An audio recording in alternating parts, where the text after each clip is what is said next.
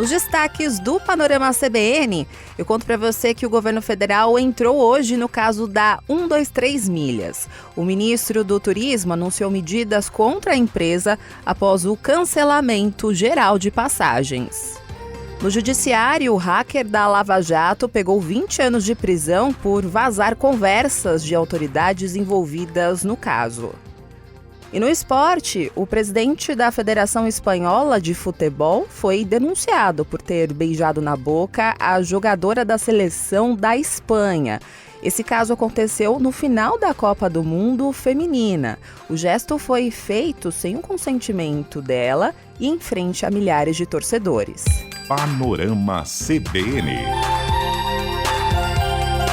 Olá para você que está ouvindo o Panorama CBN. Voltei depois de uma breve pausa. Eu sou a Juliana Prado e vou contar para você em menos de 30 minutos tudo o que foi notícia nesta segunda-feira, dia 21 de agosto de 2023.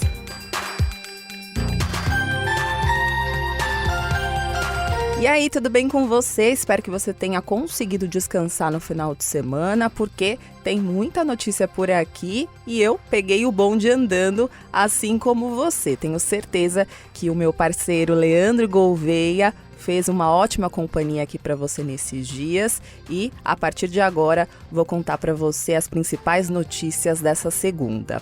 E aquela história da empresa de viagens 123 Milhas continua rendendo. Hoje teve desdobramentos importantes sobre esse caso. O ministro do Turismo, Celso Sabino, disse em entrevista à Globo News que o governo adotou uma série de sanções após a empresa anunciar o cancelamento de passagens. Relembrando aqui esse caso para você, a 123 Milhas anunciou na sexta-feira passada que iria suspender o fornecimento de pacotes e também a emissão de passagens de sua linha promocional com embarques previstos de setembro a dezembro de 2023.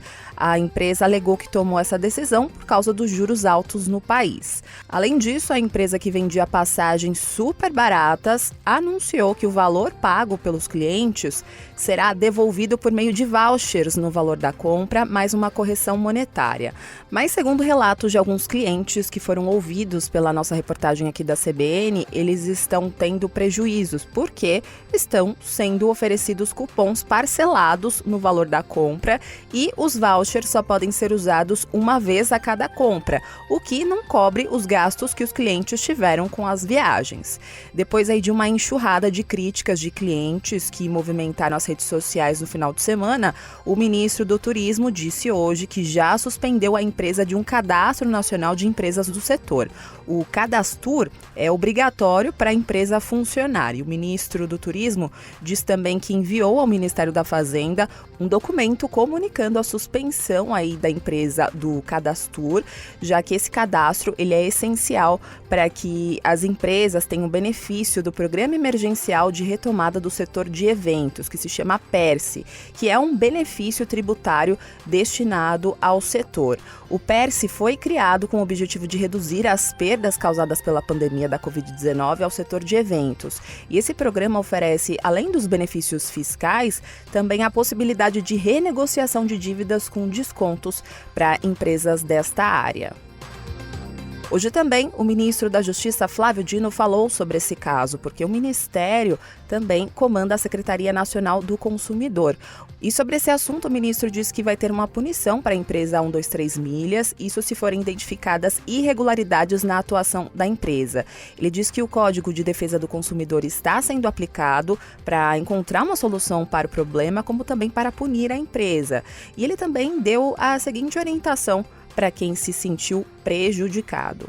Procurar imediatamente os PROCONs, os juizados especiais do consumidor, o próprio Ministério Público, porque quanto mais ações judiciais houver, é caminho de solução desses problemas.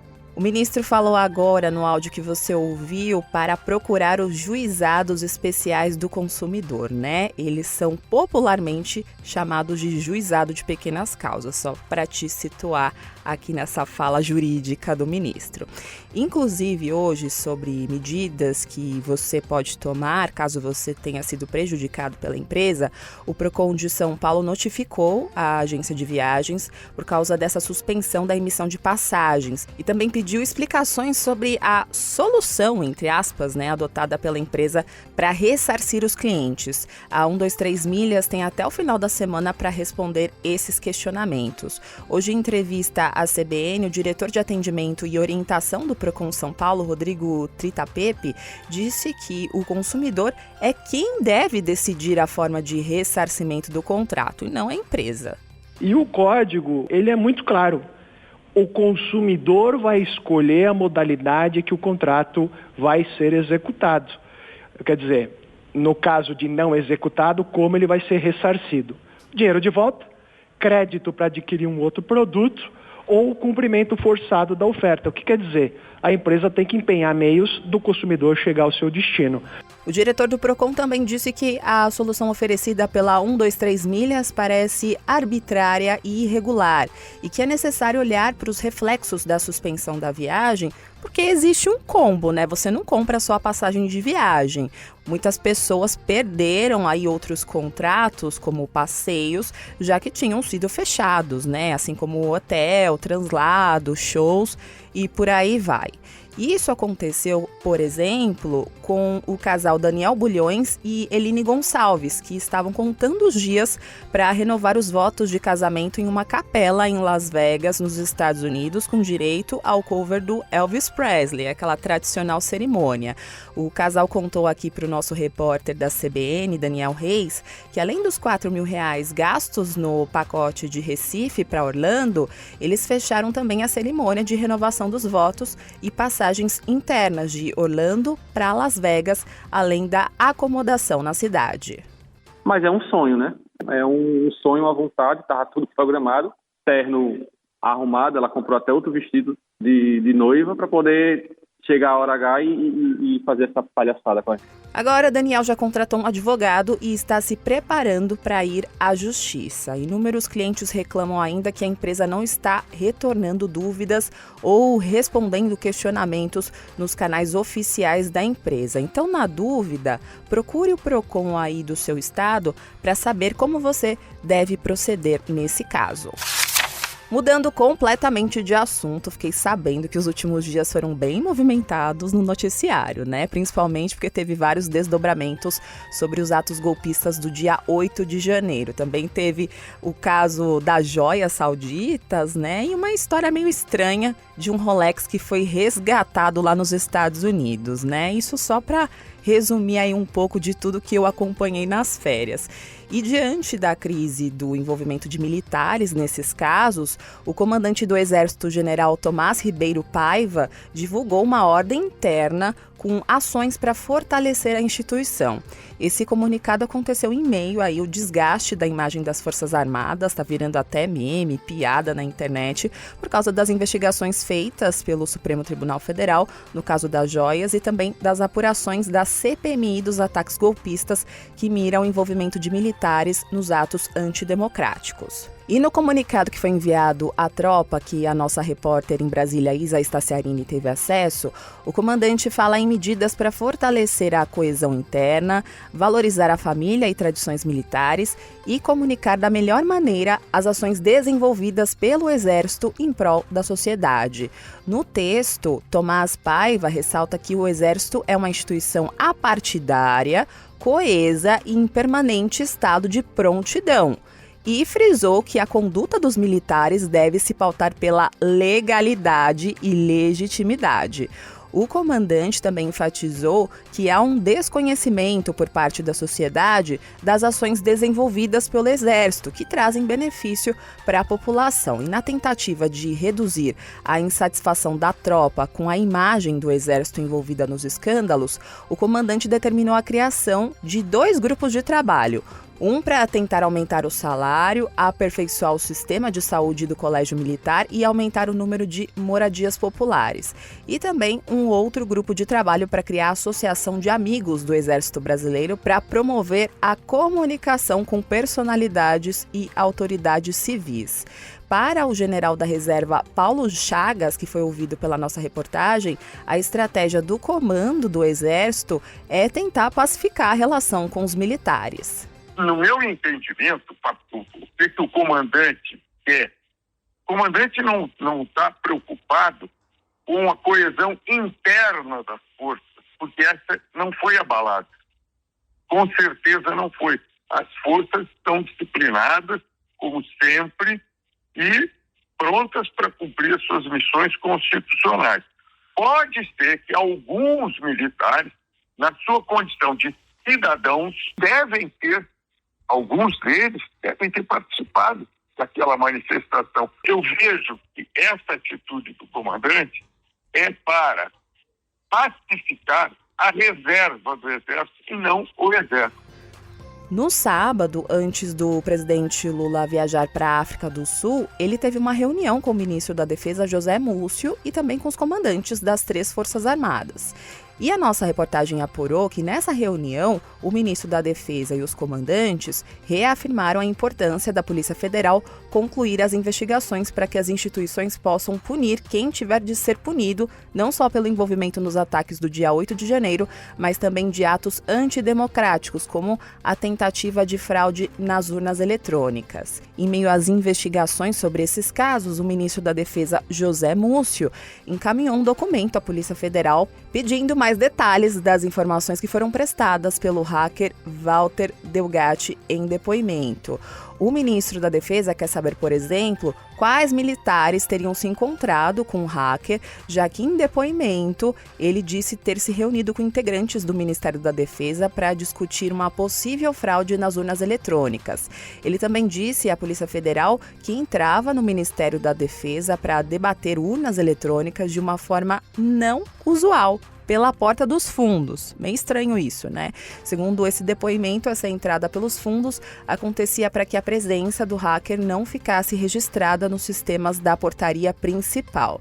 Delgatti disse à CPMI dos ataques golpistas na semana passada que nesses encontros ele orientou a íntegra do conteúdo do relatório do Ministério da Defesa sobre as urnas eletrônicas, que foi entregue ao Tribunal Superior Eleitoral no ano passado, em novembro, após as eleições presidenciais.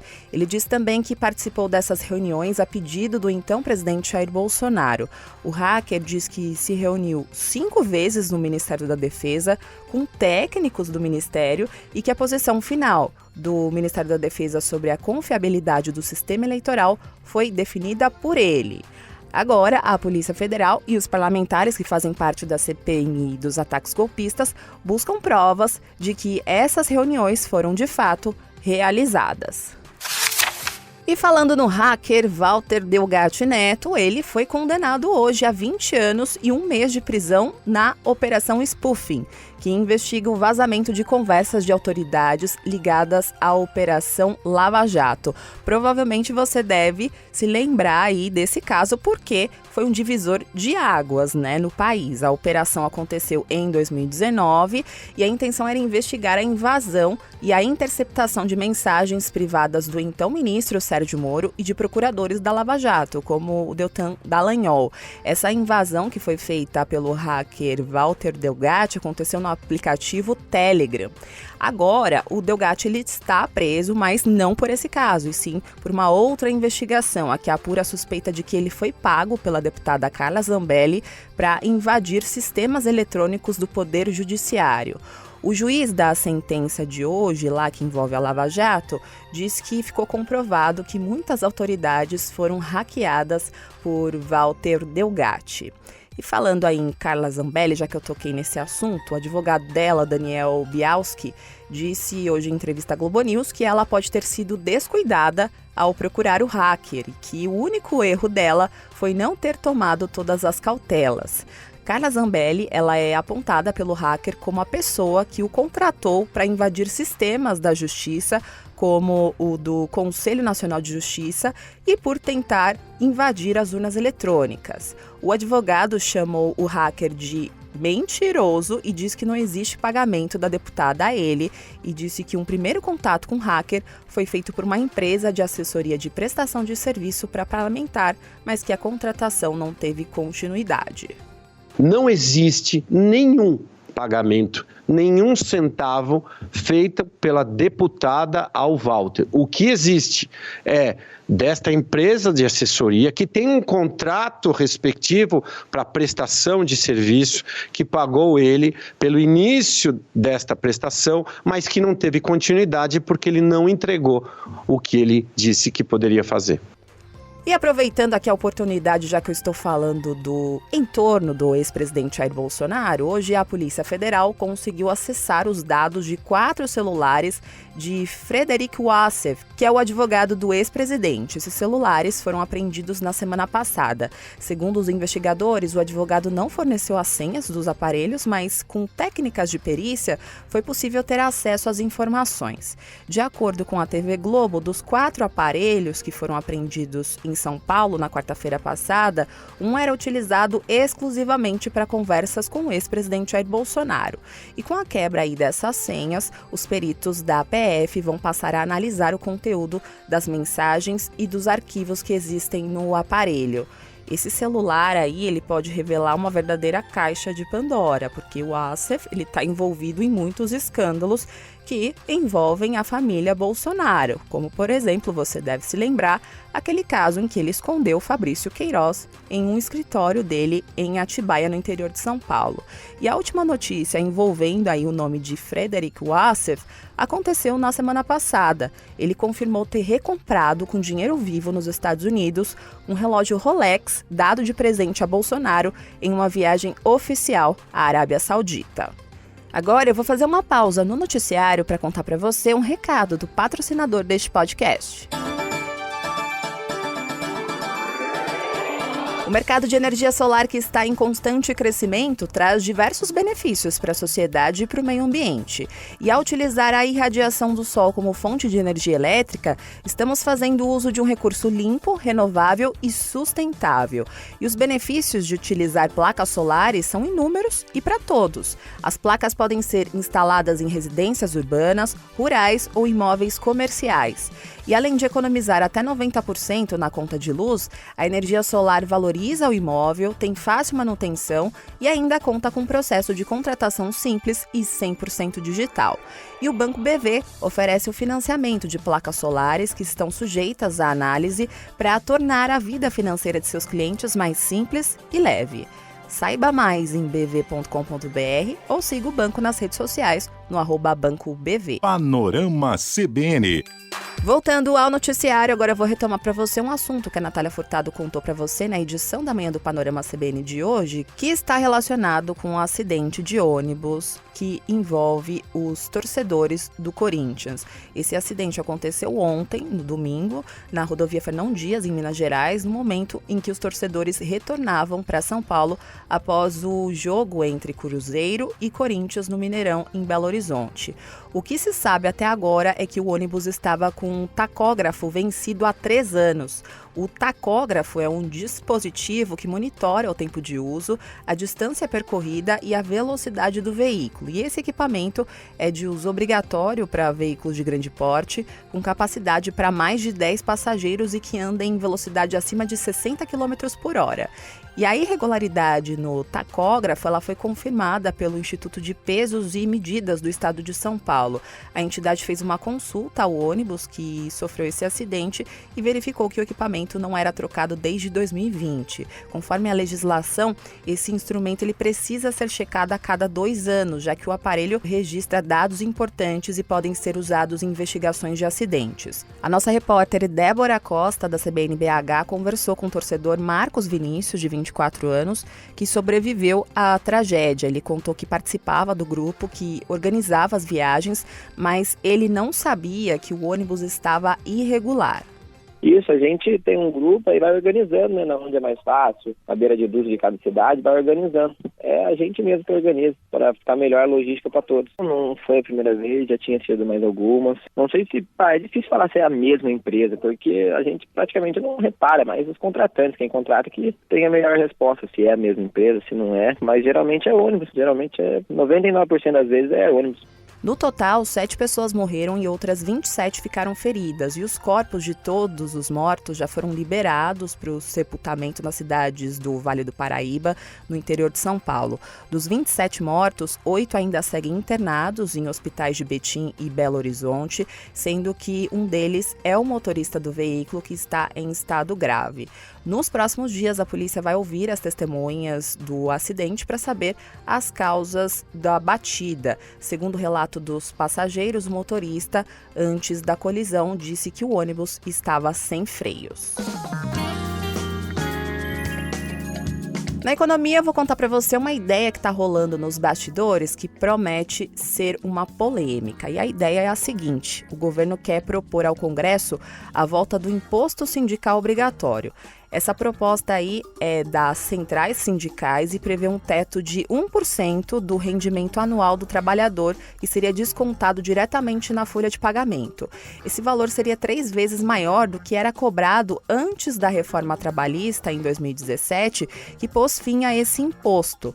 E como é que funcionava aí antes de 2017? Então, antes, quem recebia R$3 mil por mês, ou seja, R$36 mil por ano, pagava uma contribuição anual de R$100, menos de 0,3%. Só que esse novo teto, que está aí como sugestão para ser analisada, pode gerar uma cobrança de R$360 por ano. Essa nova proposta em estudo, ela está sendo chamada de contribuição negocial, que valeria para todos, sindicalizados ou não, e que estaria vinculada às negociações coletivas. Isso significa que em toda a Assembleia, para definir o reajuste salarial, a contribuição sindical seria um dos pontos e também entraria em votação. Para os sindicatos, se a entidade está prestando um serviço, nada mais justo que os trabalhadores paguem por isso. E quem explicou aí essa tese para a nossa repórter Gabriela Echenique foi o presidente da União Geral dos Trabalhadores, Ricardo Patá.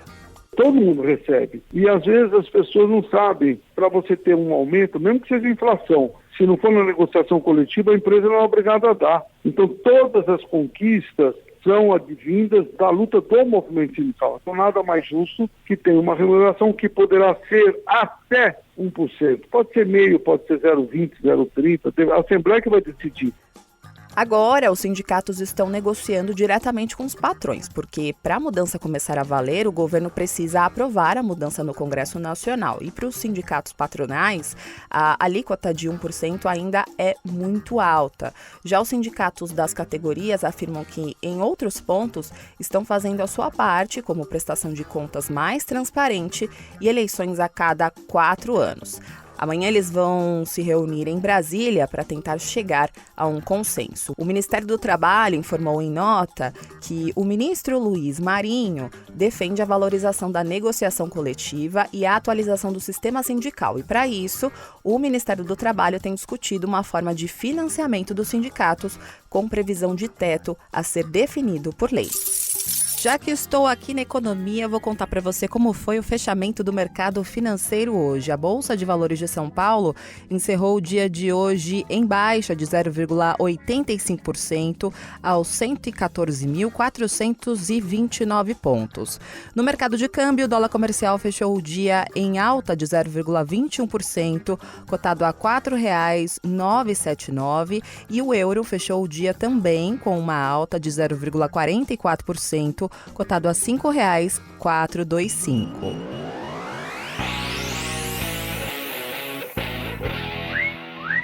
E no esporte, o presidente da Federação Espanhola de Futebol, Luís Rubiales, foi denunciado hoje ao Conselho Superior de Esportes do país por ter beijado na boca uma jogadora da seleção espanhola sem o consentimento dela. E esse gesto super invasivo aconteceu ontem durante a entrega de medalhas da Copa do Mundo Feminina. Depois das críticas, Luís Rubiales pediu desculpas e atribuiu aí esse comportamento ao pico de alegria entre os dois amigos que foram campeões. A meia-campista Reni Hermoso, que recebeu esse beijo, disse logo depois, aí, em uma transmissão ao vivo do vestiário, que não gostou desse gesto.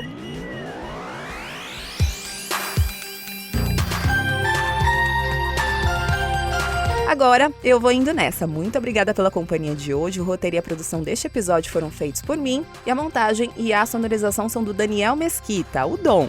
E você pode me encontrar lá nas redes sociais, no @Juliana_Deprado no Twitter. E no Insta é só procurar por @JulianaDeprado. E tem também o tradicional e-mail, que é o juliana.prado@cbn.com.br. E não se esqueça que amanhã tem edição da Manhã do Panorama CBN, a partir das 7 horas da manhã, com a Natália Furtado. Combinado? Beijos pra você e até mais!